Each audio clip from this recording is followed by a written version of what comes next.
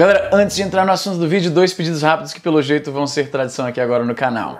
Verifique que você ainda está inscrito. Eu tenho recebido constantemente relatos de pessoas que falam que de repente o YouTube parou de recomendar os meus vídeos e o cara foi procurar manualmente e ele descobriu que estava desinscrito. Então, por favor, se você gosta do meu trampo aqui, se você quer me ver motivado todo dia para gravar vídeo, por favor, se inscreve para que você não perca nenhum vídeo, ativa o sininho para você ser um dos primeiros a comentar e eu agradeço muito. O outro pedido é que você vá lá no Easy Mode, que é o meu canal específico para tecnologia. Por anos vocês me pedem para focar mais em tecnologia, que é o assunto que realmente começou todo esse canal. Esse tipo de vídeo tende a não ter muito rendimento aqui nesse canal, ficar alternando entre notícias e tretas de internet e tecnologia não estava sendo bom para o algoritmo, que é basicamente aquilo que determina o que a gente faz aqui nessa plataforma. Então eu criei esse canal paralelo e olha, eu tô preparando uma collab com... Vai ser uma collab tão aleatória com gente que você simplesmente não esperava aparecer juntas num vídeo, especialmente um vídeo meu. Então se inscreve lá, ativa o sininho para você não ficar de fora. Mas vamos falar então da controvérsia do dia. Paulo Guedes, ministro da Economia, mais uma vez acrescentou a lista de falas que ele vem soltado ao longo dos anos, que simplesmente confirma a impressão que muitos já tinham. Esse governo parece odiar pessoas desprivilegiadas, pessoas pobres, pessoas com menos acesso. Parece que querem inverter ativamente o progresso socioeconômico que algumas classes menos abastadas tiveram nos últimos anos. Diretamente do G1 a manchete. Paulo Guedes diz que FIES é bolsa para todo mundo e fala que filho de porteiro tirou 0 na prova e conseguiu financiamento. O ministro da Economia fez comentários sobre financiamento para estudar em universidades particulares brasileiras em reunião do Conselho de Saúde Complementar. Depois, pediu para retirar do ar. Para que não possa ser dito que eu estou tirando as palavras do Guedes de contexto, aqui está o vídeo desse momento na reunião.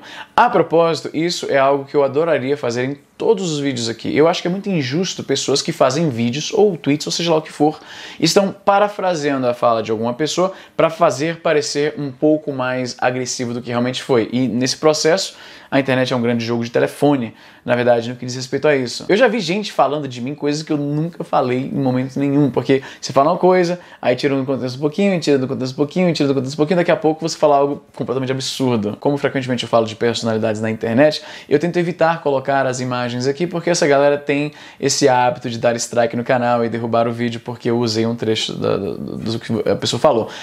Pessoalmente, eu nunca acho que eu daria strike no vídeo de alguém que está me criticando, mas colocou lá o que eu falei na íntegra, porque pelo menos quem está assistindo o canal vai ver o que eu falei e não apenas as palavras da pessoa.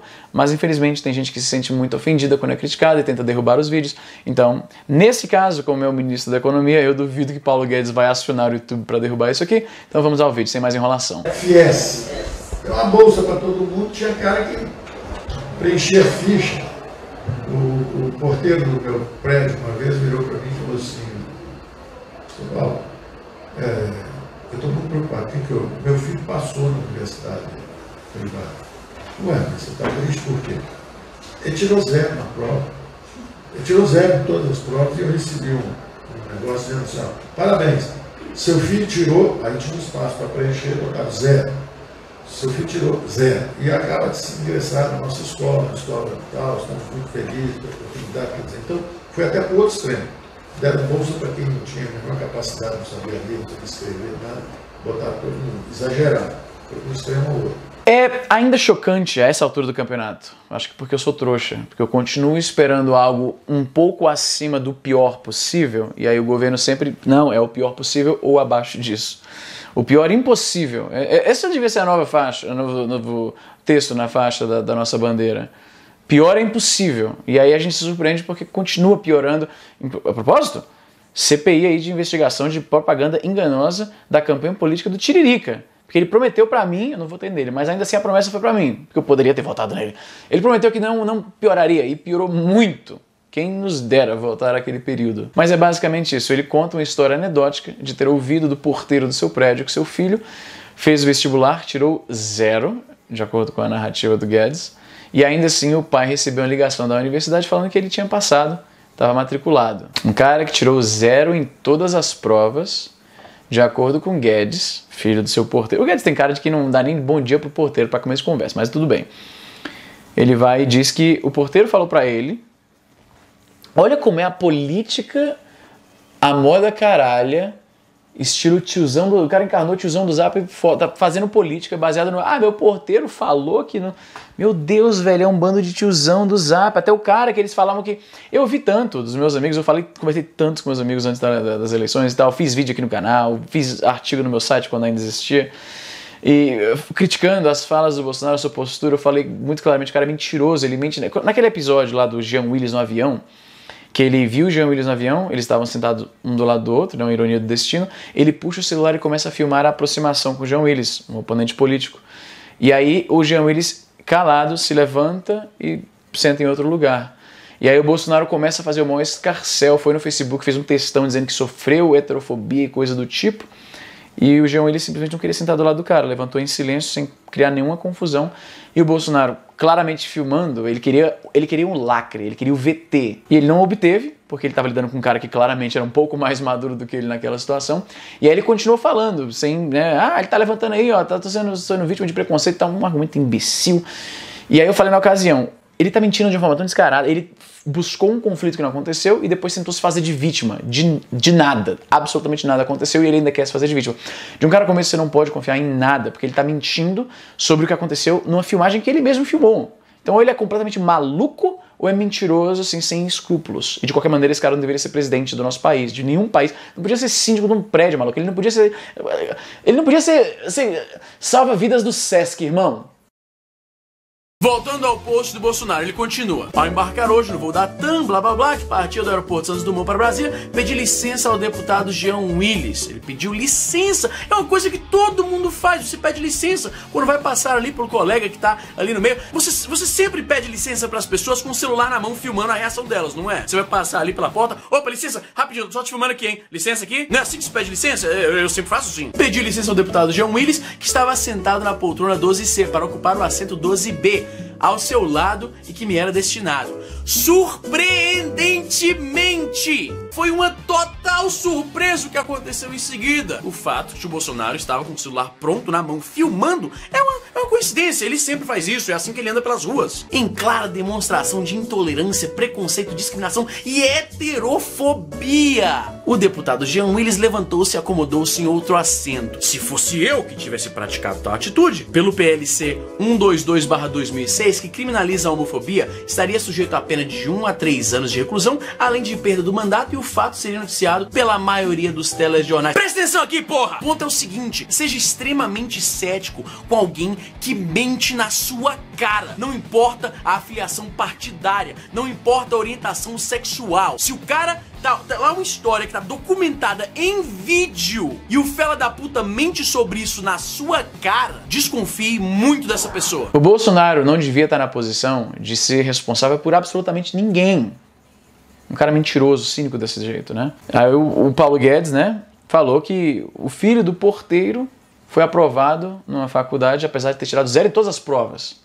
E aí o argumento que ele está tentando fazer, erroneamente, porque o FIES, como eu falei no começo, não é um programa de bolsa, é um programa de financiamento para estender as oportunidades acadêmicas a pessoas de menos renda, de empréstimos com juros mais baixos, variáveis, dependendo da renda daquela família. É um bom método de trazer mais educação para o povo. Ele se atrapalhou ali, me parece, supondo que a história sequer aconteceu. Vou dar uma colher de chá aqui e vamos partir do princípio que essa conversa de fato aconteceu e não é só uma história que o Paulo Guedes está falando para justificar as decisões que ele aparentemente quer tomar em relação a esses programas de bolsa e financiamento. Existe uma nota mínima para ser agraciado com algo como FIES, ou o próprio ProUni, programa de bolsa, que é talvez o que ele estava querendo dizer. Como eu falei, supondo que a conversa aconteceu e o porteiro se atrapalhou e na verdade era o ProUni. O Paulo Guedes é o ministro da Economia, velho. Se ele ouve uma história, novamente eu estou supondo que isso aqui aconteceu, ele ouve essa história, ele não vai nem... Peraí, mas quais são os requisitos para receber o FIES ou o ProUni? O cara que tira 0, isso é possível mesmo? Me parece que o argumento dele é, olha só, esse programa aí tem que acabar, essa mamata, porque tá vendo, tá indo dinheiro para a faculdade que tá simplesmente aprovando o cara que tirou 0 em tudo e as faculdades estão lá pegando a grana. Então tem que acabar com isso aí. O critério aparentemente tá tão porcaria que até filho de porteiro que tira 0 na prova passa. Me vem o eco de quando ele falou que, por exemplo, doméstica quer ficar indo pra Disney, era uma festa maluca, que ele falou lá em outra ocasião, alguns anos atrás. Fica bastante claro que por trás do verniz de não é uma questão econômica. É uma questão econômica, puramente econômica. A gente está pensando na economia do país. De alguma forma, coincidentemente, é sempre os pobres que se fodem. A gente não vai ter um país melhor, eles pensam, capacitando as pessoas que estão mais na base. Tem muito mais pessoas desempregadas do que tem CEO, do que tem bilionário no Brasil. Tem um monte de desempregada ou empregos de subsistência. Tem muita gente recebendo muito pouco. Então eu penso que para melhorar a economia, se a gente injeta nessa galera, essa galera vai lá e vai comprar no mercadinho da esquina e vai fazer uma faculdade particular e vai fazer sei lá o quê, vai gastar esse dinheiro de alguma forma. Porque sabe uma coisa? Pobre, quando pega dinheiro, ele não enfia tudo embaixo do colchão, dentro do bolso e fica guardando, não. O pobre vai lá e injeta na economia. Então, essa visão de que, tipo... Sabe o que isso me lembra? Eu vou te falar aqui, ó.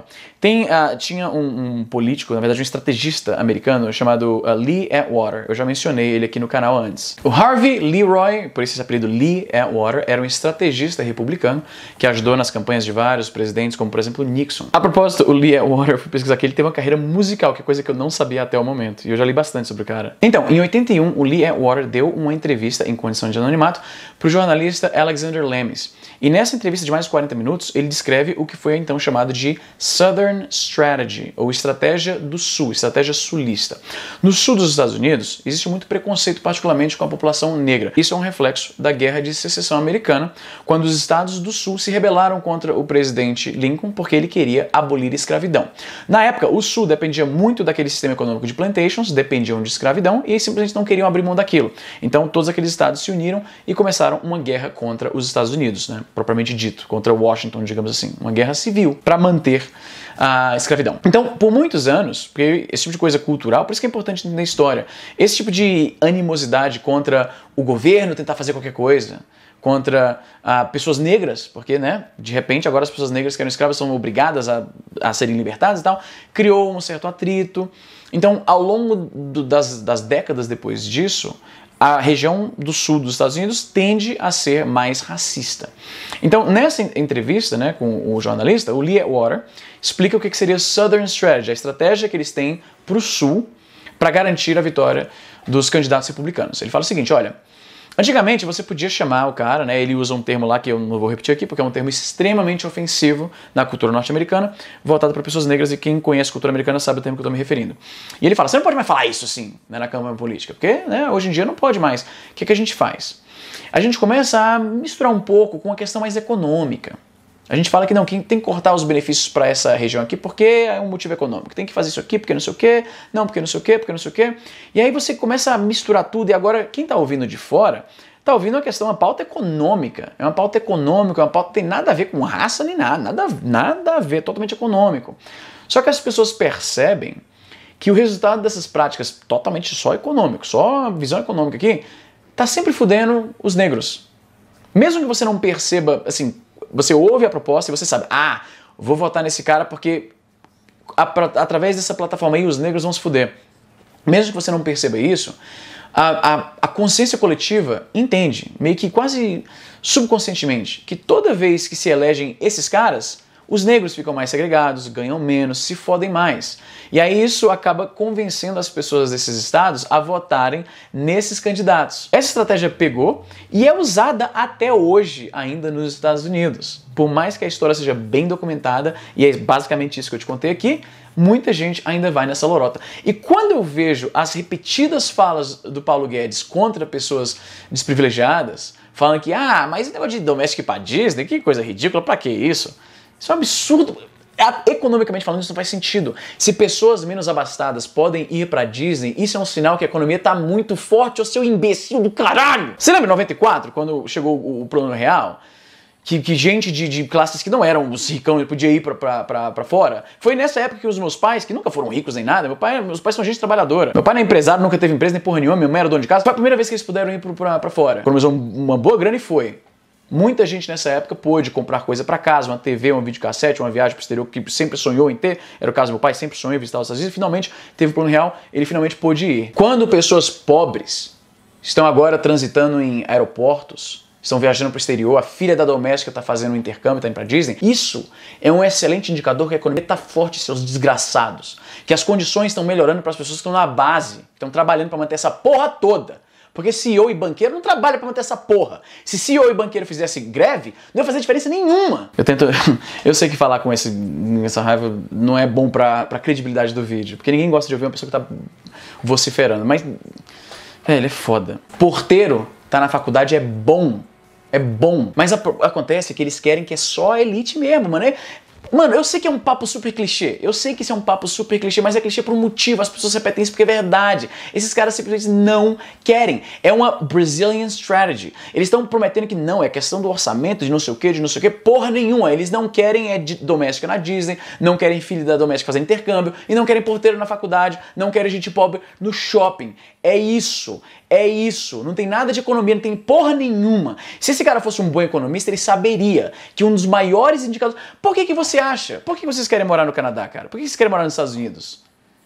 Porque você sabe que se você achar um emprego de, sei lá, pedreiro, um mês depois tu tem uma TV gigante na tua sala, tu tem um PS5, tu come com qualidade, tu compra um carro bacana. Gente que no Brasil ganha mixaria, aqui tem uma vida digna. Mais que digna, eu diria. Uma vida realmente confortável, com coisas que a gente vê, o pessoal que mora no Brasil, vê na televisão. Nunca mais caiam nessa balela de, não, mas é liberal, não, a economia é bom quando é liberal. Se o plano do cara, ele tá deixando bem claro que ele não gosta muito desse negócio de, empregada, agora tem dinheiro, que negócio errado é esse? Lembra disso, esse é o Brazilian Strategy desses caras, mano. Lembre disso. Enfim, se você gostou desse vídeo, como eu falei no começo, por favor, se inscreve, deixa o joinha, isso ajuda pra caramba o canal e não te custa nada, deixa um comentário, mande esse link pra algum amigo seu que você acha que precisa ouvir essa mensagem. E é isso aí, gente, vejo vocês na próxima. Aliás, deixa eu já dar o disclaimer aqui. Eu tô de viagem amanhã, eu vou viajar pra uns chalés que ficam na montanha aqui. Eu tô precisando desconectar dessa porra toda. Eu sei que eu tava longe do YouTube, vou ficar um pouquinho longe de novo, mas eu sei que vocês me perdoam por isso que esse vídeo foi um pouco mais longo do que eu queria. Mas se você ficar com saudade de mim, você volta a assistir de novo. Valeu! E é isso, gente. Espero que vocês tenham gostado desse vídeo e até a próxima.